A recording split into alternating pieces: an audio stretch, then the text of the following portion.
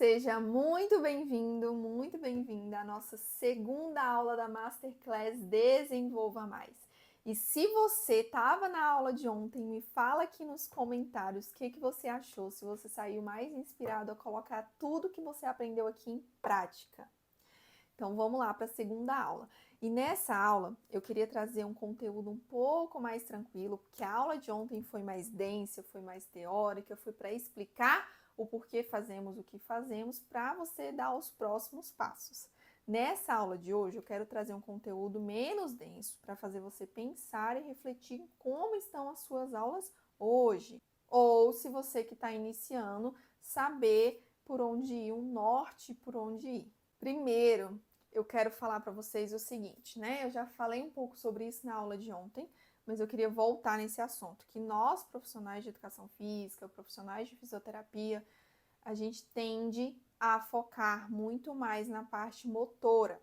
Mas eu quero que você pense hoje, que você tenha um olhar por outros ângulos, né? Que a criança, ela desenvolve como um todo, tem um desenvolvimento global. E o desenvolvimento infantil, ele envolve alguns aspectos, né? Além da parte motora, a gente tem a parte cognitiva, afetiva, social e de linguagem. Vitor da Fonseca, ele já dizia o seguinte: o ser humano é indissociável das suas funções. Não dá para a gente estimular a parte motora isolado da parte cognitiva. Tudo se conecta, tudo se casa. E tudo isso vai servir como base para você estruturar a sua aula, estruturar a sua metodologia, a sua forma de dar aulas. E já anota aí, você tem que ter como ponto de partida estimular as partes motoras, cognitivas, afetivas e sociais de linguagem. Esse é o pontapé para você conseguir estruturar a sua aula. E você precisa saber, conhecer, ter noção pelo menos de um pouco de cada uma dessas áreas para você ser um bom professor, fisioterapeuta, psicomotricista, pedagogo, enfim. Se você quer se tornar referência na área de estimulação para bebês e crianças, você precisa estudar sobre esses temas, né? Sobre a parte motora, cognitiva, afetiva, social e de linguagem, porque, como eu falei, a criança é um todo, a gente não consegue dissociar. Então, você precisa entender esses conceitos para conseguir colocar isso, todo esse compilado em uma aula, conseguir dividir esses temas, esses aspectos em objetivos no seu planejamento de aulas. Tudo isso que eu vou trazer, que eu tô falando, que eu vou trazer nessa aula, é para te dar um norte, te dar uma clareza sobre como que funciona aulas para bebês e crianças, né? Ou se você está começando, você saber por onde ir, né? Quando eu comecei, eu não sabia por onde ir, eu só simplesmente era estagiária, comecei a trabalhar com isso e foi me descarregado conteúdo. Mas eu precisei de assistir muitas aulas, participar de muitos cursos, fazer pós-graduações para poder entender, aprofundar e criar minha metodologia que eu uso nas minhas aulas de hoje. E eu tô querendo trazer isso tudo mastigado para você. Então aproveita, anota todos os insights que você tiver. Às vezes você já dá aula para bebês e crianças, mas você consegue tirar um insight muito bom que você consegue agregar nas suas aulas. E eu não tô aqui para te ensinar o que é certo, o que é errado. Cada professor tem uma forma de dar aulas.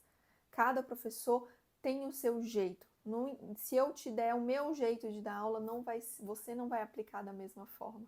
Então eu estou te mostrando a teoria, te mostrando os caminhos, te mostrando os meios e você vai absorver o que faz sentido para você, o que faz sentido para a sua realidade, para a sua cidade, para o seu público e vai construir a sua metodologia em cima disso. E tudo isso que eu falei até agora é para a gente chegar no ponto principal, que é a abordagem pedagógica. E o que é essa abordagem pedagógica? É o roteiro que você vai seguir, né? O que você vai fazer na aula, o passo a passo, como que você vai conduzir a sua aula. Essa abordagem pedagógica precisa ter como foco alcançar os marcos do desenvolvimento, que esse é o nosso ponto principal. Alcançar os marcos de movimento, estimular de forma assertiva cada fase, cada criança no seu nível para alcançar cada um dos marcos de desenvolvimento, tá? E você vai aplicar isso de forma esquematizada, através de atividades esquematizadas, de forma lúdica, de forma adequada para cada idade. Lembra que eu falei aula passada para ter cuidado com as atividades, com o nível que aquela criança se encontra, porque às vezes você quer passar uma atividade que a criança não sabe nem a base. Quer que ela ande se ela nem se equilibra em pé ainda, por exemplo, né? Então, vocês escreverem essa abordagem, estruturarem a abordagem, o roteiro, como vocês vão seguir e ter como papel fundamental, como objetivo principal o desenvolvimento das habilidades motoras fundamentais, o desenvolvimento das funções psicomotoras, que eu vou já falar, dentro de atividades esquematizadas, de atividades lúdicas. E aí, já entrando nesse assunto das funções psicomotoras, eu acredito que é o ponto de partida ali para você estruturar a aula do dia, né? Cada aula precisa trabalhar tendo as funções psicomotoras como objetivo. Ou seja, você vai pegar todas as funções psicomotoras e dividir elas nas suas aulas. Pode trabalhar todas, pode trabalhar divididas, isso você vai decidir, isso você vai construir a forma, tá bom? E aí você tem que pensar sempre num trabalho progressivo, numa abordagem progressiva de ensino para o seu aluno. Além de que as funções psicomotoras vêm junto com as habilidades motoras fundamentais. Não existe habilidades motoras fundamentais sem trabalhar as funções psicomotoras juntos. E aí depois a gente vai especializar com as habilidades motoras específicas, especializadas dentro de algum esporte, enfim, que a criança, o que você quiser focar para essa criança, seja natação, seja futebol, seja vôlei, seja ginástica, enfim. Qualquer modalidade que essa criança passar, qualquer modalidade que ela venha a fazer no futuro, ela precisa ter como base as funções psicomotoras e as habilidades motoras fundamentais. Como que vocês acham que a criança vai conseguir arremessar uma bola se ela não tem a estruturação e o bom desempenho, o bom desenvolvimento das habilidades manipulativas? Não tem como.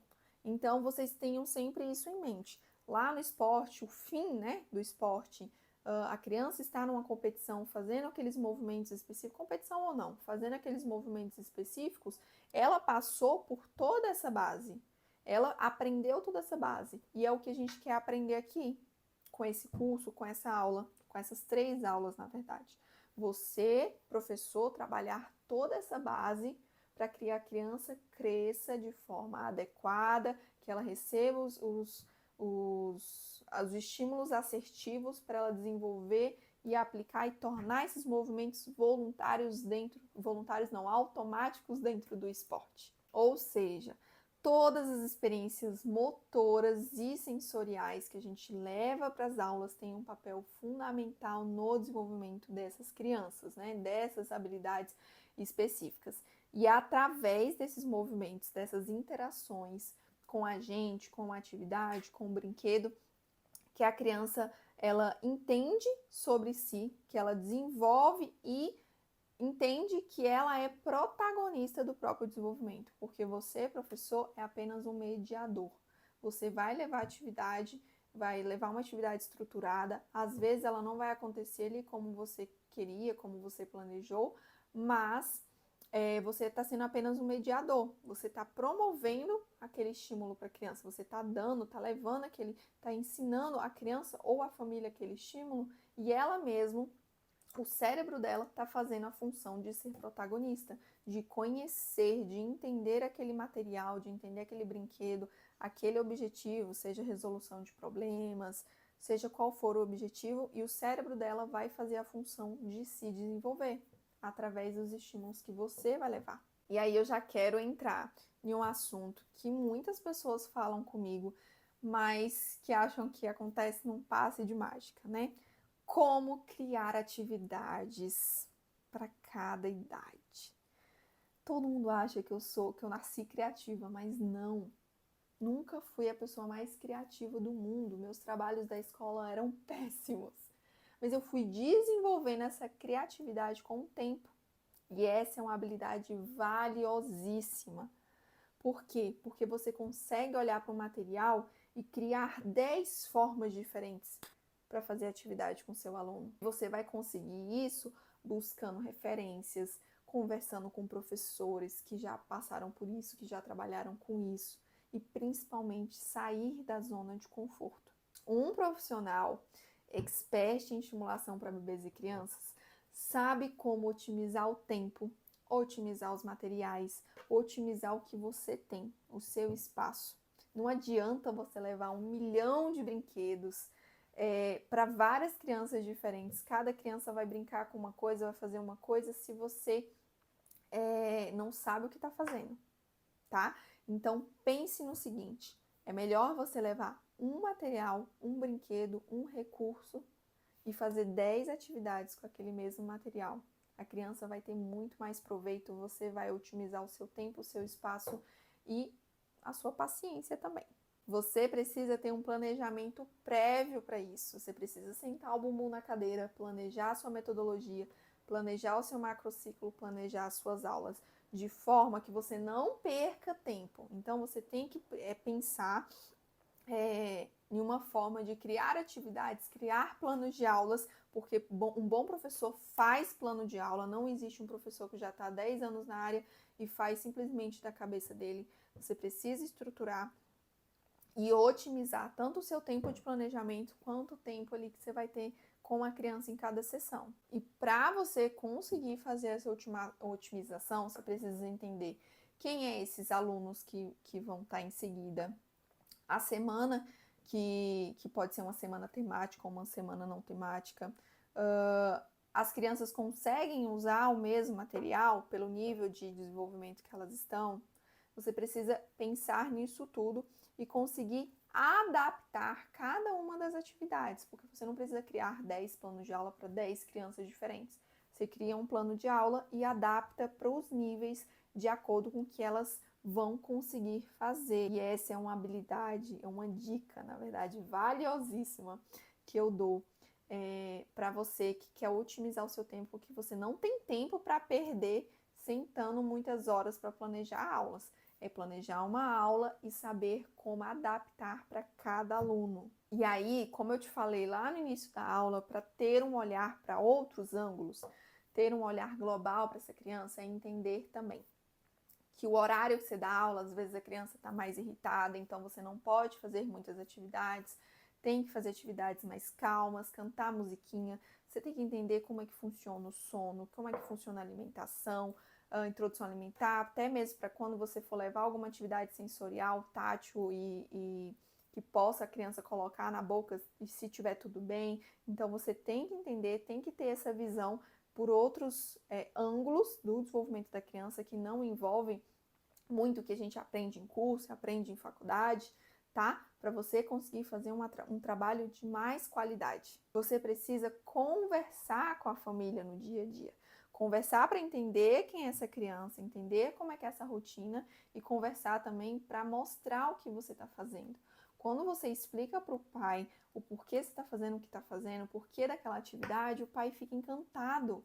E isso te torna referência, isso faz você ser um expert para aquele pai. Você não precisa ser expert para o mundo inteiro. Você precisa ser um expert para aquele pai que está comprando o seu trabalho dentro da academia, dentro do estúdio, dentro de onde for. E essa é mais uma dica de ouro. Vocês estão anotando todas essas dicas? É você estar na boca do pai, ou seja, ele poder te indicar para outros alunos, para outras pessoas. Sabe como? Entregando mais do que é esperado. Entregando para ele atividades de valor, conhecimento. Explicar coisas que ele pode fazer no dia a dia, além das suas aulas, para estimular. Isso vai te ajudar a ser referência, vai estar ajudando os próprios pais a te indicarem para outras pessoas. Ah, fulaninho é muito bom, tem aula com ele, muda para a turma do professor fulano. Você precisa se destacar, você precisa fazer por onde. E você consegue isso entregando mais do que é esperado de você. O melhor profissional não é aquele que tem os recursos mais caros, brinquedos mais caros, mas é aquele que sabe o que faz e como faz e sabe explicar, sabe embasar o seu conhecimento, tá bom? É aquele clichê: apertar o parafuso, R$1. Saber qual e por que apertar? R$ 99. É assim que você precisa se comportar quando estiver trabalhando. Seja onde for, dentro de academia, dentro de estúdio, como personal, em domicílio, enfim, você precisa se portar e fazer por onde, né? Qual prego você vai apertar e saber qual ele. Você precisa se diferenciar. Você tem uma forma única, não adianta eu trazer uma receita de bolo, mostrar para você tudo que eu faço nas minhas aulas, explicar passo a passo, porque você vai aplicar de uma forma diferente. Você tem um jeito diferente de aula. E não fique esperando nenhum curso, nenhuma faculdade, o que for, te dar uma receita de bolo. Você precisa pegar tudo isso como um compilado de informações, de um compilado de conhecimento e estruturar a sua forma de ser, de dar aulas, para se tornar um profissional expert em atividades e em estimulação para bebês. Você precisa fugir dessas receitas de bolos. Você precisa praticar, você precisa testar, precisa reavaliar, precisa corrigir quando necessário, se juntar a profissionais que já passaram por isso, ir em busca de conhecimento de pessoas que vivem e já viveram isso, né? Aulas para bebês e crianças. E não ache que vai ser um movimento linear. Essa é a última dica do dia, da aula de hoje. Você vai pegar vários tipos de alunos diferentes, tá? Então, você vai ter muitos altos e baixos, você vai precisar estudar constantemente, porque sempre vai aparecer uma demanda nova de algum aluno. Então, você precisa estar em busca de conhecimento sempre para melhorar as suas aulas, para começar a dar aulas para bebês e crianças. E você precisa se adaptar a todas essas questões, sabe como? Botando a mão na massa. E para finalizar, eu quero te convidar a refletir. Quem é o profissional que você é hoje e o profissional que você quer se tornar no futuro? Quem você quer se tornar? Como que você quer ser conhecido? Como que você quer ser lembrado? Tá bom? Me fala aqui nos comentários a resposta para essa última pergunta, para esse último insight, que eu quero ver se vocês prestaram atenção em tudo. E coloca para mim hashtag conhecimento, hashtag conhecimento, para eu saber que você ficou até o final dessa aula, beleza? Amanhã a gente tem a terceira aula da nossa Masterclass e você não pode perder, que a gente vai falar de atividades práticas, como estruturar a sua aula de forma prática. Então, te vejo amanhã, até lá!